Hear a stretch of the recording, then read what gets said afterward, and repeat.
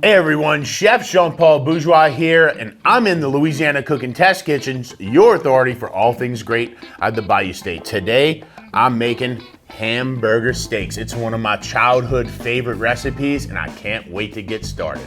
Let's get cooking.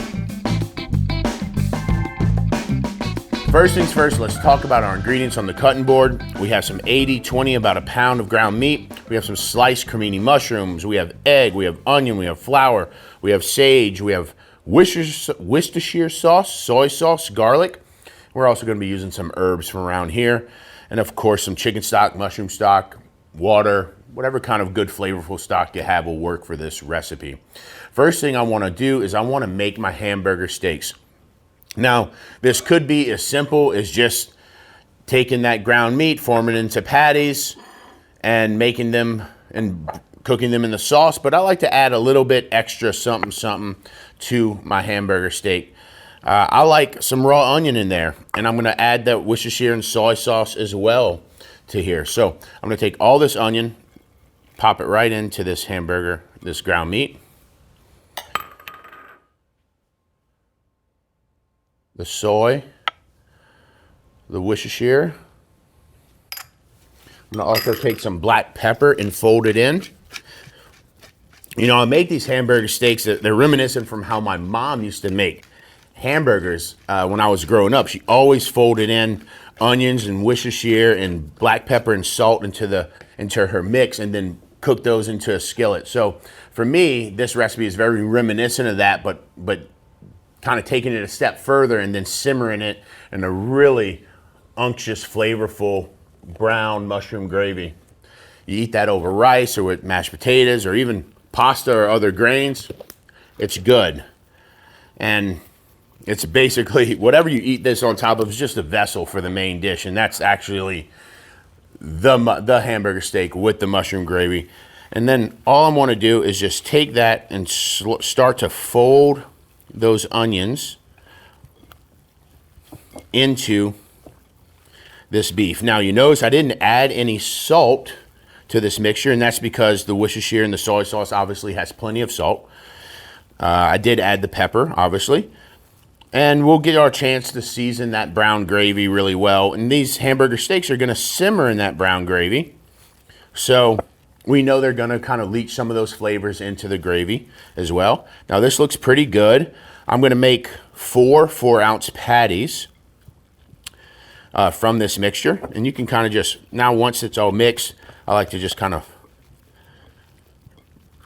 make sure I'm like making it into a ball. And that helps like remove any air pockets, any creases that have formed from like, whoa, now getting a little aggressive. Yeah, and I kind of just pick it up and let it plop down, and it helps kind of compact that ground meat a little bit, reduce those air pockets, and make it a nice manageable ball. I'm not going to weigh anything out. I know this is a pound of ground beef, and I want to make 4 portions, and so I'm just going to take half of this, and then take half of that. I like to just form them like so, and you can see I'll just do them kind of a little bit slower here. You can see that's pretty loose, and I just kind of pack it in my hands, and then I'll start making that patty by rotating and using my thumb to press in those sides.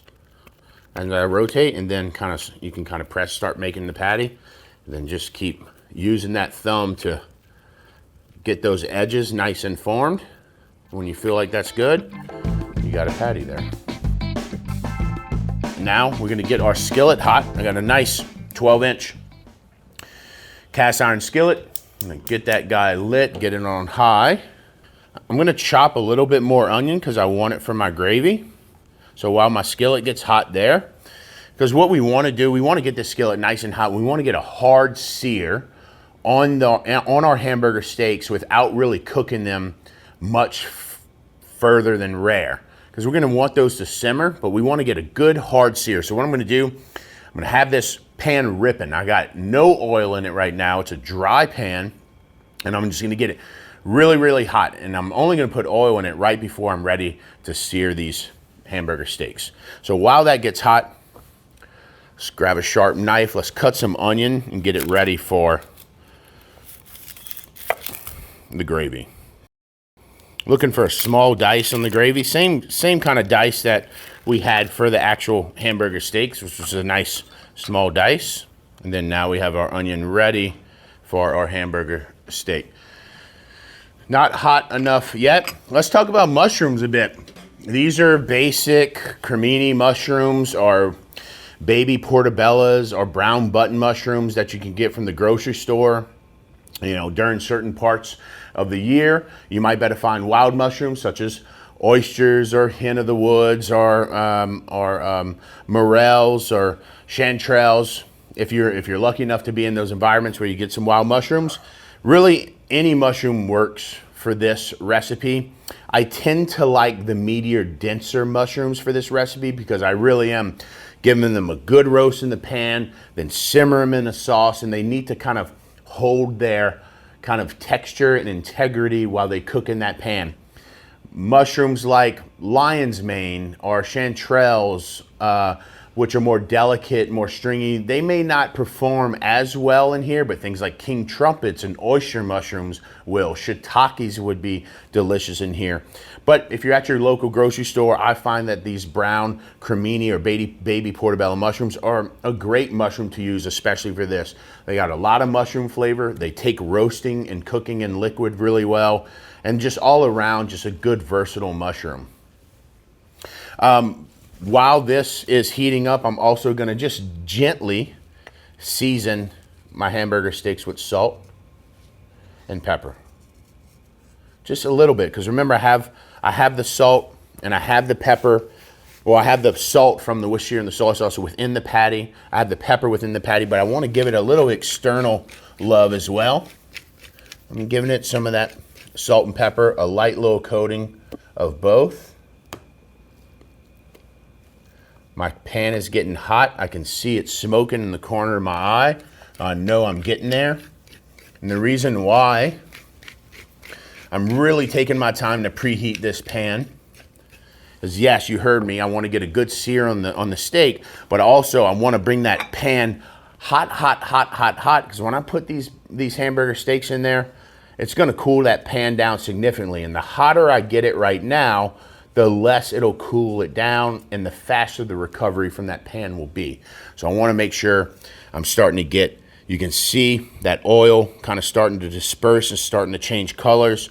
That's what we want to get. I'm going to get it even hotter. And you see I got a nice smoking pan here. All right, so my pan has been getting hot it's on blast right now. It's been about 5 minutes and I can see it's got a good smoke to it.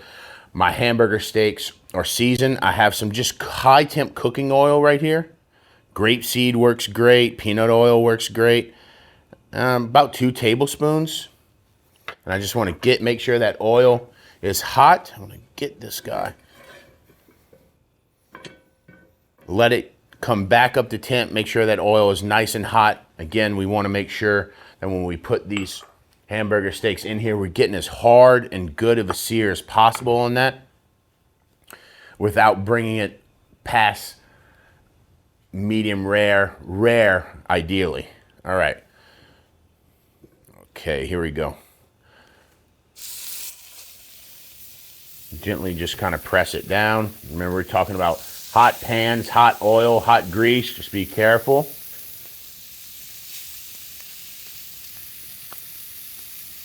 Always put things down away from you when you're going into a hot pan like that. We're going to try not to mess with them too much. We want to just get a good hard sear on that one side. If I feel like if I flip them, it's going to overcook, then I might just not sear them on one side. I'm going to have to just take a look. It matters, the kind of stovetop, what you're cooking on top of matters in this case.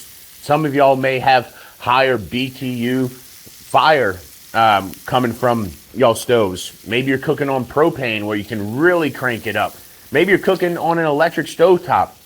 All these things matter. So what I'm going to do is just take a look of how these are cooking before I decide how much I want to cook them on the other side. I know I want to get at least one good hard sear on these hamburger steaks. while they're in this skillet. This is probably the better. Let's see. That's the rapid heat. We're gonna move over to the rapid heat burner. You good with that? Yeah. All right. The old rapid heat. Should have thought about that before. Ooh, I love the smell of this. This such reminds me of growing up as a kid back home. Smelling those onions and that Worcestershire hit that hot grease and just kind of like perfuming out of that skillet. It's a nostalgic smell for me, for sure. All right, I'm gonna grab a spatula here. This one I went in first. I'm just gonna take a look. By the way, that Worcestershire and that soy sauce, it does kind of create a catalyst, if you will, for a crust on these burgers because they have some sugar in them. They have some other elements in here that really, when they hit that hot fat, they start to crust and caramelize. Yeah, I feel like I just want to get one good hard sear on one side. So I'm just going to let this really continue. You can already see, I mean, the hamburgers are cooking, right? The gray's coming up along the side. If I was making a cheeseburger, if you will, this would probably be the time where I would flip and get the alternate side of that caramelization. But for these, I'm just going to let them roast on that one side for right now. Let them make sure I at least get one good hard sear instead of two mediocre sears. And plus, I can keep them a little less cooked this way. They're going to finish in the sauce, and that's actually what we want them to do. We want them to finish in the gravy we're going to make and kind of start to become one in the same in this skillet instead of just hamburger patties that are floating in sauce, if that makes sense. And this, keeping them more rare and letting them finish in the sauce is really going to help us get to that point. I'm just going to move them, give them a little shake around. If they're stuck a little bit, I'm going to just kind of loosen them up by maybe just turning them.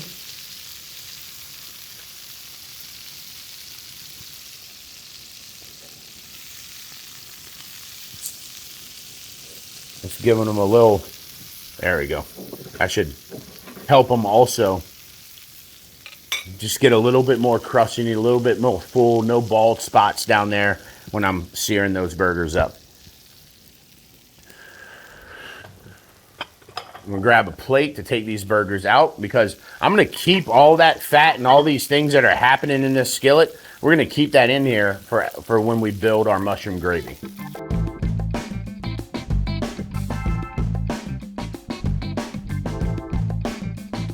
All right, I can smell that they're done. I can smell that they're where I want them more than I can see. But let's get video evidence of that. I'm gonna just flip them over right onto here, and you can see I have a good sear. That's what I'm looking for right there.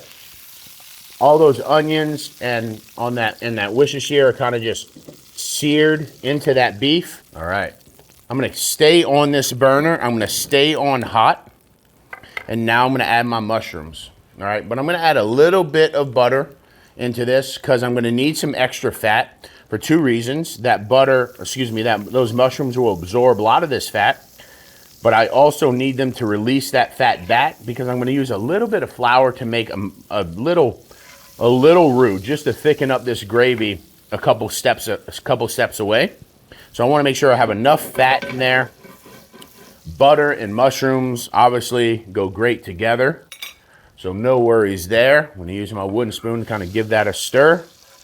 And once I see that butter starting to turn a little brown or beurre noisette or brown butter, got that little hazelnut quality to the color of that foam, we're gonna add our mushrooms in just like this. And I want to really cook these mushrooms, roast them in that cast iron skillet. I'm not gonna put any salt in them right now. Remember, if I add salt, it's gonna pull moisture out, making the caramelization of the roasting process a little slower, or maybe like negate it altogether. So I want to leave these mushrooms relatively unseasoned, although they'll probably get a little bit of seasoning from the from the hamburger steaks that have been cooked in there. But really just letting that fat and hot skillet roast these mushrooms. Stirring them occasionally, but letting them really settle into this pan and starting to roast.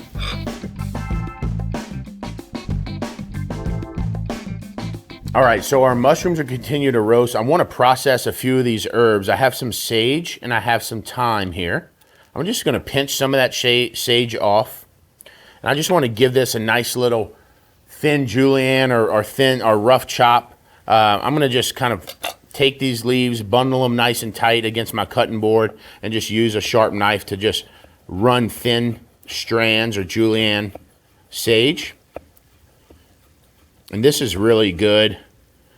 Just does really well with the mushrooms and this hamburger steak, and adds a nice background to this gravy.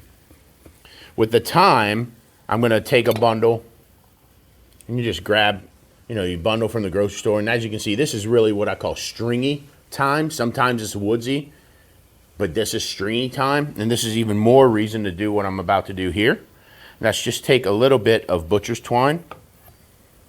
Use some scissors or your knife to cut it, and then I just make a little thyme bundle. I leave a good bit hanging off here. Just tie you a simple knot. And this just keeps it.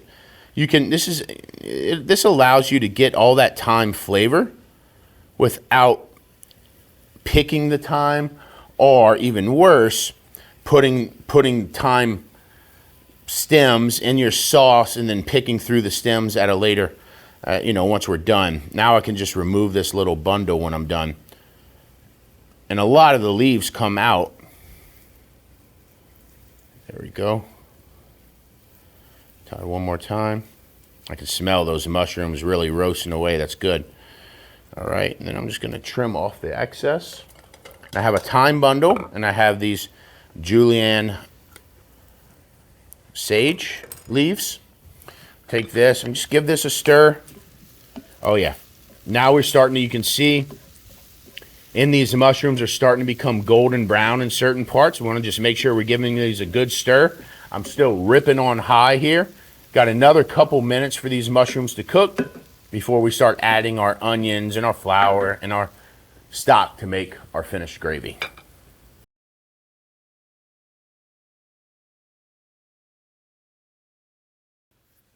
All right, so our mushrooms are just about where we want them. You can see they've just gotten nice and beautiful golden. They're really frying in that fat. At this point, I want to go ahead and add my onions and garlic to that.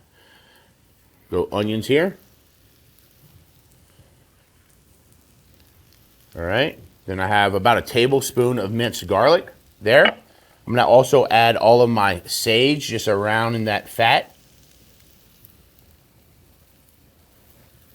Go ahead and give this a small little pinch of salt for those onions, and then give that a stir in.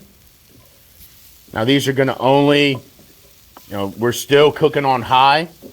We want these onions to get translucent. We want to start caramelizing them around the edges, get them a little golden. We don't want to burn them. We don't want to burn the garlic either. So we're still on high, but we're stirring pretty regularly, if not consistently.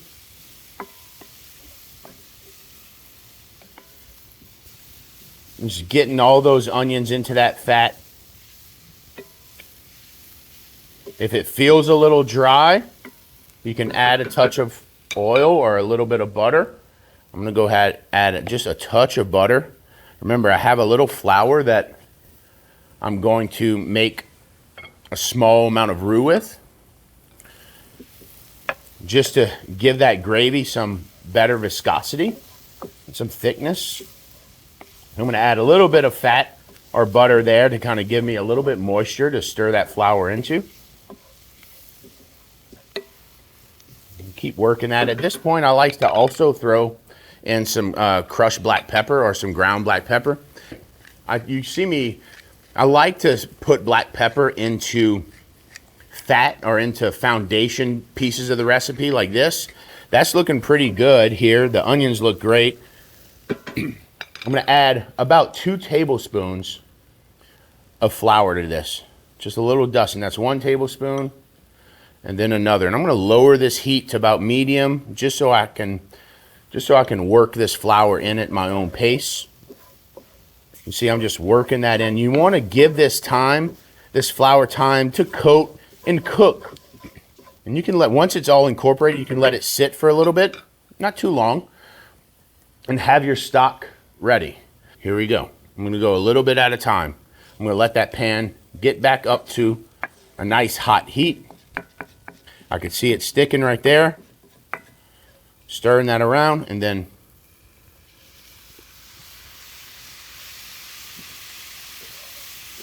a little bit more,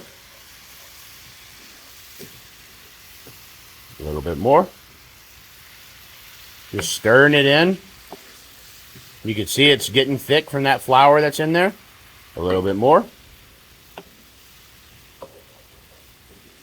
It's looking good. A little bit more. Till it's all done. So while that stock's in there, we want to see this come up to a good simmer, a rapid simmer. Because that's how I know when it reaches that rapid simmer, that's how I know how thick it's going to be. From here, you take these hamburger steaks and you nestle them right into the gravy, like so. And you can see by me adding all of this to the pan, they almost get covered. Now, I like to take all my drippings and go in there too.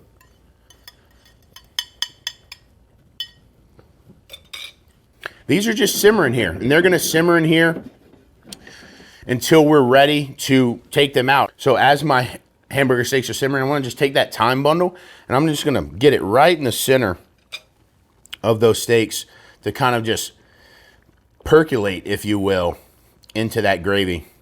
Right in the center, and just take that spoon you have, a large spoon, a cooking spoon, just get that gravy on top of that seared steak thing. That's just gonna give it some top moisture, and keep those hamburger steaks nice and juicy and soft and decadent. We're gonna just let that simmer there till it reaches about mid-well. It shouldn't take very long, maybe 5-10 minutes. They should be ready to go and done.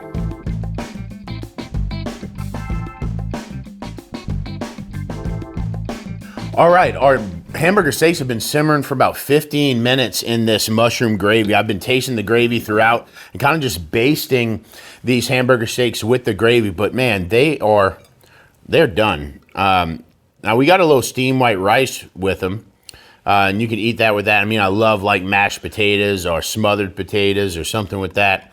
I'm just gonna get them onto this platter. A nice smear. We'll leave some to the side in case somebody wants to add some more to theirs.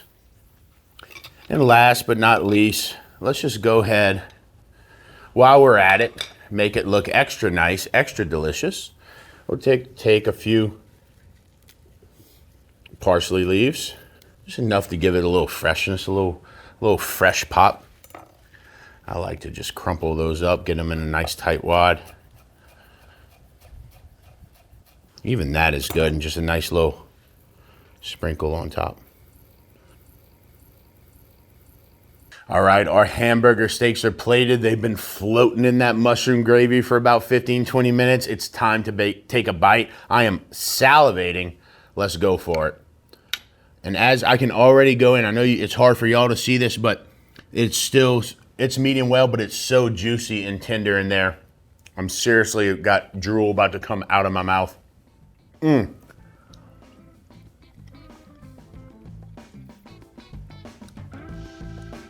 Oh my goodness. That quite literally may be the best hamburger steaks I've ever made or eaten. This is a phenomenal recipe. I can't wait for you to try it at home. My name's Chef Jean-Paul, and I am